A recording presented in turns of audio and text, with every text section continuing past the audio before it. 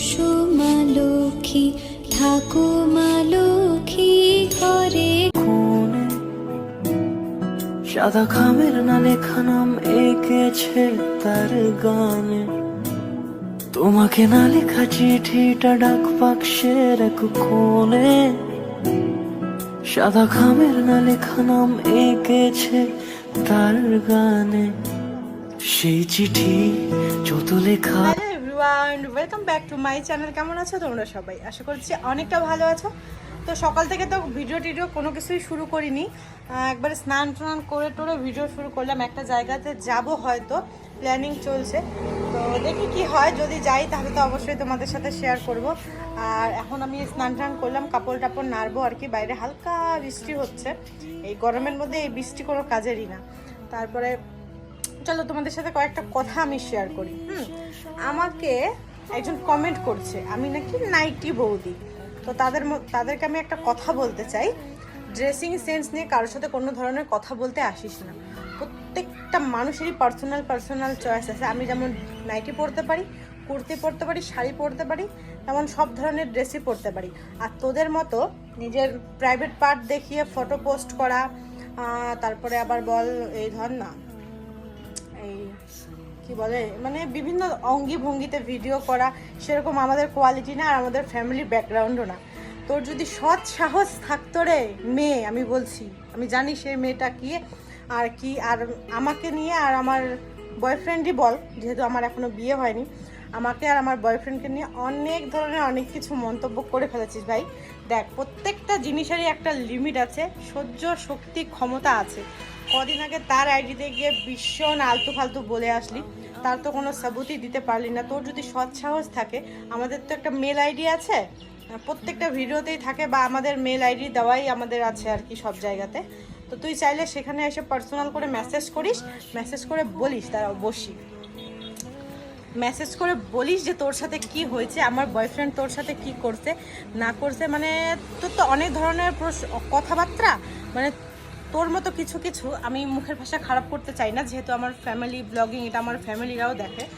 তো চাইলে তো আমিও মুখের ভাষা খারাপ করে দু চার কথা বলে দিতে পারি তোকে। তো সেরকম কোনো ইন্টেনশন আমার নেই। আর তুই যে একটাই মেয়ে, আর সেটা যে তুই মানে কি ধরনের মেয়ে, কোথাকার মেয়ে, আর কটা আইডি দিয়ে কমেন্ট করতে পারিস, সেটা আমাদের জানা হয়ে গেছে। তুই হয়তো এটাও জানিস না যে কমেন্ট খালি করলে হয় না, সোশ্যাল মিডিয়ায় কী করে ইউজ করতে লাগে, কী করে না করতে লাগে, সে বেসিক কমন সেন্সটুকু হয়তো তোর নাই। আর থাকবে কি করে, তোদের মতো মেয়ে ছেলের এইসব সেন্স না থাকাই মানে আর কি, না থাকাই আর কি ভালো আর কি। কারণ তোদের মতোই কি বলে, দো করি কি অরাত দো করি, ঠিক আছে? তো ফালতু একদম ভাট বকতে আসিস না, ঠিক আছে? আর কমেন্ট করে কমেন্ট রাখার যদি সৎসাহস না থাকে, তাহলে কেন কমেন্ট করিস ভাই? তোদের একটা লজ্জা থাকার দরকার। আর সত্যি কথা বলতে কি, মানে আমি আমার ভিউয়ার্সদের বলছি, তো মানুষে তো অনেক কিছুই বলবে। তো মানে মেন কথা হলো, আর তুই চাস যে আমাদের রিলেশনটা খারাপ হোক। দেখ ভাই, রিলেশনটা তোর কথা শুনে আসি নাই, আর তোর কথা শুনে খারাপ করবো না, সব থেকে বড় ব্যাপার হলো এটা। আর মানে কোন ভিডিওতে কি কমেন্ট করতে লাগে, আর সোশ্যাল মিডিয়াতে কোথায় কি ধরনের কমেন্ট করতে লাগে, আমি যদি নোংরা ভিডিও পোস্ট করতাম, খারাপ ভিডিও পোস্ট করতাম, তাহলে পরে তুই সেরকম কমেন্ট করতিস, আমি তোকে কোনো কিছুই বলতাম না। কারণ হ্যাঁ, আমার টপিকই ওটা ছিল, আমার ওখানে বলার মতো কোনো রাইটই ছিল না। তো যেহেতু আমার, তুই যে ভিডিওতে যেসব কমেন্ট করছিস, ওই টপিকটা, ওই কমেন্টের, ওই ভিডিওর মানে আগামাথা কোনো কিছুই নাই। তো এরপর থেকে আমি বলছি, তুই যদি কমেন্ট করিস তো খুব সাবধানে করিস। কারণ দেখ, আইন বলতে একটা জিনিস আছে, তোরা হয়তো জানিস না, সাইবার ক্রাইমও বলতে একটা জিনিস আছে।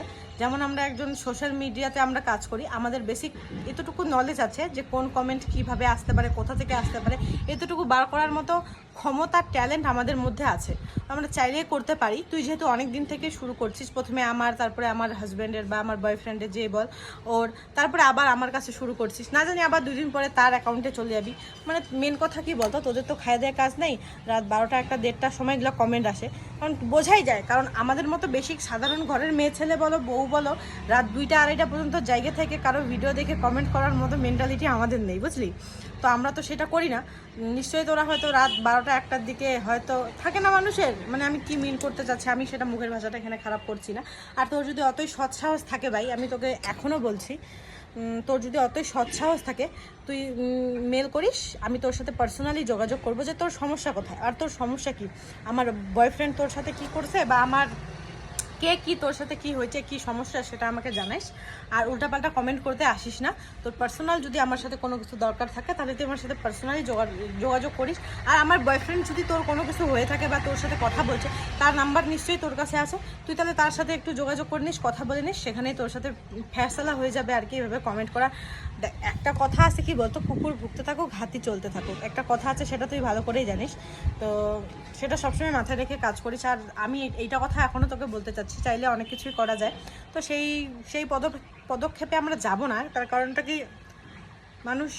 আমরা এখন সোশ্যাল মিডিয়াতে কাজ করছি, অনেক ধরনের, এখন তোমরা হয়তো অনেকেই বলতে পারো যে হ্যাঁ সোশ্যাল মিডিয়াতে কাজ করছো, অনেক ধরনেরই কমেন্ট আসতে পারে। হ্যাঁ, অনেক ধরনেরই কমেন্ট আসতে পারে, আমার ভিডিওর বেসিসে তো কমেন্ট আসবে না। আমি কী ধরনের ভিডিও করছি, আমি মানে নেগেটিভ কমেন্টের মতো ভিডিও করছি কি করিনি, হয়তো কারো ভালো লাগবে না, সে বলতেই পারে যে এইসব কী ধরনের ভিডিও পোস্ট করিস, আমাদের ভালো লাগে না, দেখতে ভালো লাগে না, সেটা অন্য ব্যাপার। কিন্তু এ মেয়ে যে করছে, একটাই মেয়ে 10টা মেয়েকে দিয়ে কাজ করাচ্ছে। তো এই মেয়ে যে করছে, এটা তো মেয়ে এক নম্বর কথা, আমরা সেটা জানি, বুঝে গেছি, কোথায় বাড়ি, নাম টাম সব কিছুই আমাদের মানে আর কি জানা হয়ে গেছে। তো এই মেয়ে যে করছে মানে বিভিন্ন ধরনের নোংরা নোংরা ভাষা, আমার দেখো, আমাদের তো ফ্যামিলি ব্লগিং চ্যানেল, আর আমরা ফ্যামিলি নিয়েই কাজ করি। তো সেইখানে যদি এখন এরকম খারাপ খারাপ কমেন্ট আসে, আমাদের তো ফ্যামিলি সবাই দেখে না, তাইলে পরে তো সেটাই বললাম, আমি সেই মেয়েকেই উদ্দেশ্য করে বলছি। তো শুধরে যা ভাই, তোর যদি সৎসাহস থাকে তাহলে তুই সোজাসুজি কথা বলিস, মেল আইডি আছে, নাহলে অনেক কিছুই আছে, সেগুলো দিয়ে তুই কন্ট্রাক্ট করতে পারিস। আমি ফেসবুক আইডিও বলে দিচ্ছি, নবনীতা রয় নামে একদম সুন্দর করে আছে, সেখানে আমাকে মেসেজ করতে পারিস, আমি তোর সব কথা শুনে নেব, ঠিক আছে? তো চল, আর বেশি কিছু বলবো না, শুধরে যা, নাহলে পরে কিন্তু পরেকার ঠেলাটা কিন্তু তুই বুঝবি, এটা কথা মাথায় রাখিস। আর তুই ভালো করেই জানিস যে সোশ্যাল মিডিয়াতে কী থেকে কী হইতে পারে, এতটুকু তোর কমন সেন্স থাকার দরকার। আর তুই ভালো করেই জানিস ও কে আর আমি কে, সেটাও তুই ভালো করেই জানিস। আর আমাদের দুজনকে যে আলাদা করার চেষ্টা করছিস ভাই, অত সহজ না, বুঝলি তো? তোর কথাতে শুনে রিলেশনে আসেনি, আর তোর কথা শুনে আমি রিলেশন থেকে বাড়বো না, এতটুকু বেশি কমন সেন্সটুকু মাথার মধ্যে ঢুকাই নিস।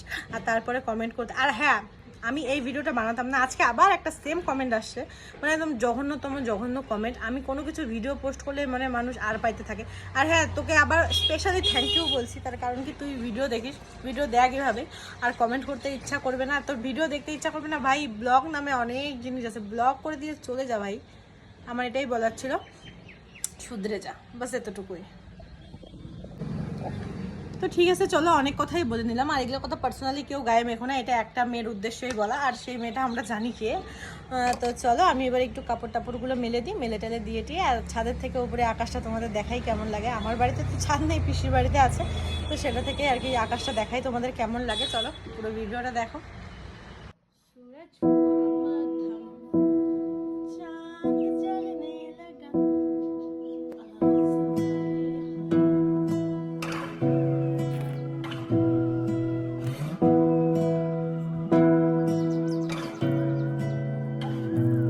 তোমাকে না লেখা চিঠিটা ডাক বাক্সের এক কোণে, সাদা খামের না লেখা নাম এঁকেছে তার গানে।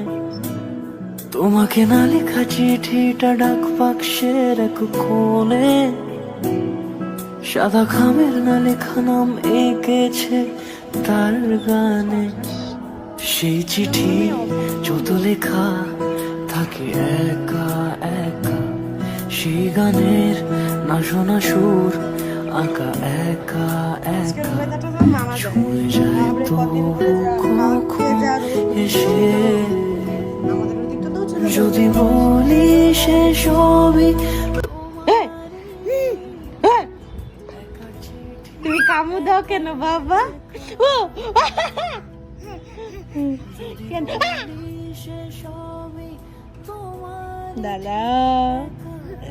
দাঁড়াও, ওই শয়তান, ওই ছোটন কামড়াবি না, মায়ের দিব কিন্তু।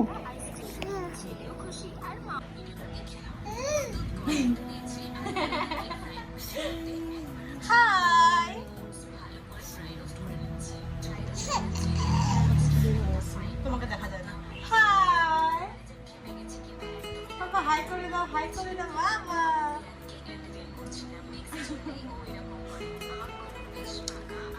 आलू का चालू बेटा कहाँ गए थे बैगन की टोकरी में सो रहे थे बैगन ने लात मारे रो रहे थे मम्मी ने प्यार किए हंस रहे थे आलू का चालू बेटा कहाँ गए थे बैगन की टोकरी में सो रहे थे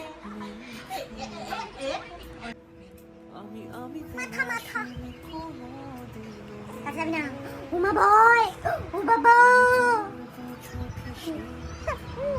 ভাই উপরে দেখো এই ভালুক আসে ভালুক নো নো নো নো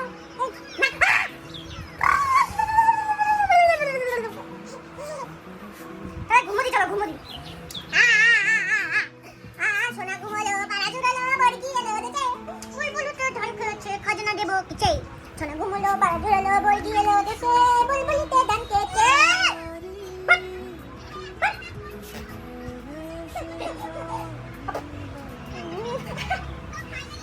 হাঁটতে মাটি তুমি দেখতে পাচ্ছ না দেখো ওই যে একটা মস্তান আসছে মস্তান ওই দূরে দিব না রে ওই পিনটা আছে দেখবি কি হবে চকুত করে যাবে hello guys welcome to my vlog কেমন আছো তোমরা সবাই অনেক ভালো আছো আমিও খুব ভালো আছি তুমি কিনে দিবা মোবাইল কিনে দিবা আমাকে দিবা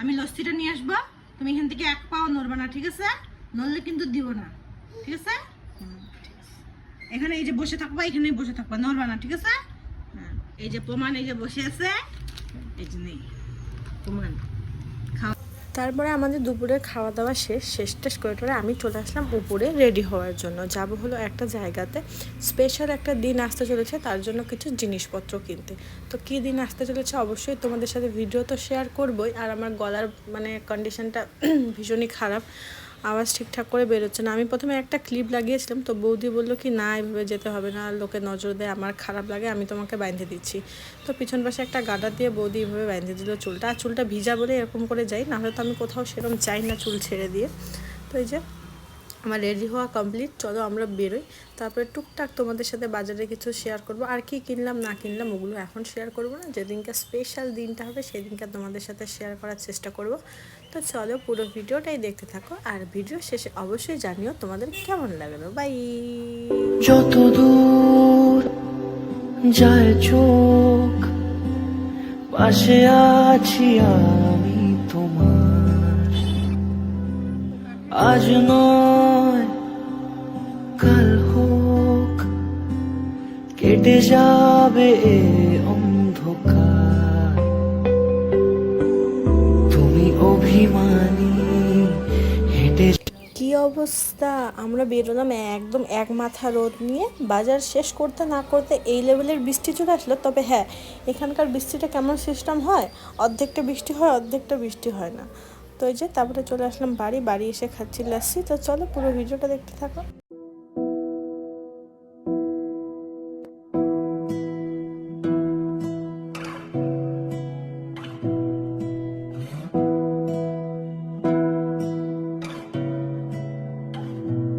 তোমাকে না লেখা চিঠিটা ডাক বাক্সের এক কোণে সাদা খামের না লেখা নাম এঁকেছে তার গানে তোমাকে না লেখা চিঠিটা ডাক বাক্সের এক কোণে সাদা খামের না লেখা নাম এঁকেছে তার গানে সেই চিঠি যত লেখা থাকে একা একা সেই গানের না শোনা সুর আঁকা একা একা তো সন্ধ্যাবেলা একটু কুচু কিছু খাইতে ইচ্ছা করছিল তো দাদা তো বাড়িতে ছিল না দাদা বাড়িতে থাকলে তো অনেক কিছুই নিয়ে আসতো তো আমি ভাবলাম চলো তাহলে দোকানেই যাই এখানে পাশের দোকানে চিপস আর কুরকুরে নিয়ে আসতে তো আমি চলে গেলাম দোকানে চিপস আর কুরকুরে আনতে তো বৌদি আর আমি দুজনে মিলেই রান্না করব তো রান্না করতে করতে খাবো আর গল্প করবো এটাই আর কি প্ল্যানিং তো চলো কী কী রান্না হয় তোমাদের সাথে দেখাই আজকে যেহেতু বৃহস্পতিবার ছিল এদের বাড়িতে তো ওই জন্য আর সয়াবিন আলুর একটা ঝোল বৌদি বসিয়ে দিয়েছিল আমি রান্না করলাম মানে বাচ্চা থাকলে যা হয় তারপরে আবার 10:30 11টার সময় দাদা নিয়ে আসলো এই যে দেখো তন্দুরি আর মোমো। তো ওগুলো খেয়ে দিয়ে রাত 12টা বাজে, এখন খাচ্ছি আমরা ভাত। এই যে দেখো ভাত, একদম সিম্পল মেনু, পাঁপড় ভাজা।